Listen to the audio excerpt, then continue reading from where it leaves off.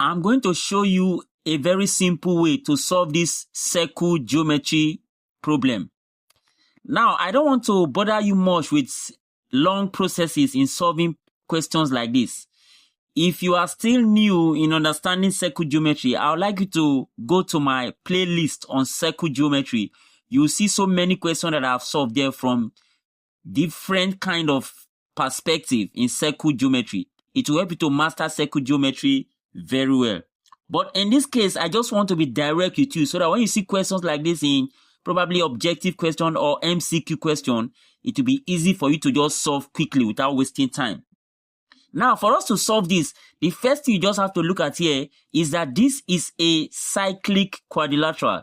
A, B, C, D is a cyclic quadrilateral. And that the opposite angles of a cyclic quadrilateral are supplementary, meaning they add up to 180. So this angle here will be 180 minus 105, which is 75 degrees. So this angle is 75 degrees. So that 75 plus 105 become 180. The opposite angle of a cyclic quadrilateral are supplementary, making it 180. Now, the theorem here that we're going to use finally is to look at this exterior angle that we're asked to look for. We have to look for angle AFC. That is AFC, which is this exterior angle now.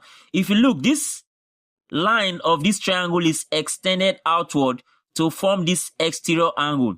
And that theorem says that the exterior angle of a triangle is equal to the sum of the two opposite interior angles. So to find this angle, we just need to add these two angles. So I can simply say AFC is equal to the sum of these two opposite interior angles to the exterior angle. And that gives us 75 plus 55.